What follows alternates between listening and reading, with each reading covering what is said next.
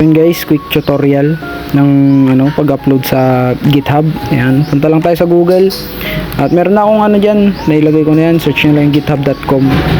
Ayan, so dito tayo, create repository. Ayan.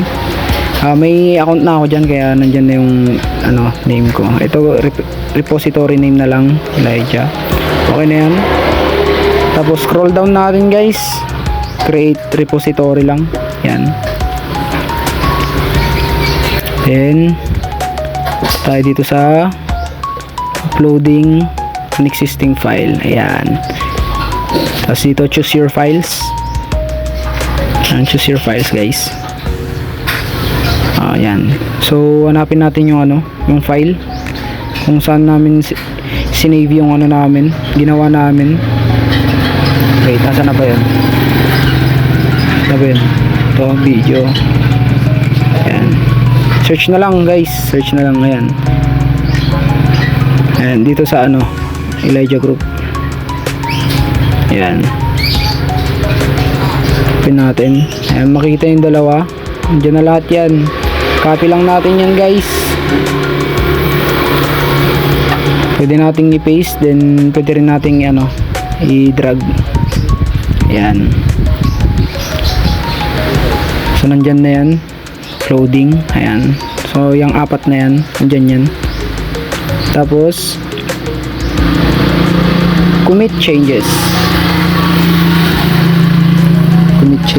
processing. So yan, nandyan na tayo sa actions.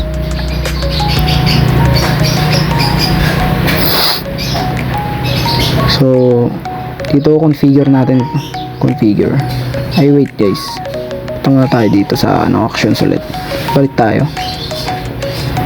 Ayan. Settings, pages. So dito guys, ito natin yan, main, tapos save. Tapos dito guys, natin yung dito. Yan, pindutin natin GitHub action ng natin. Tapos ayan, parang siya, mag-load lang siya. Then ayan, meron na GitHub pages. Ayan. Tapos ito ulit, balik tayo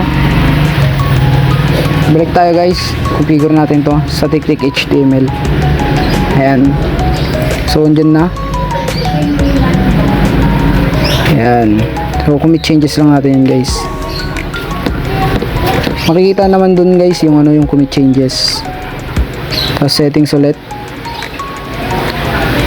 tuba ulit, tapos pages, paulit-ulit lang guys, parang lang.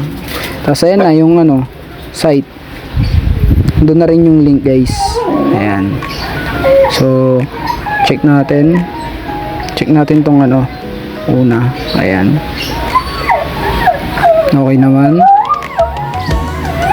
Pangalawa, ito guys, okay.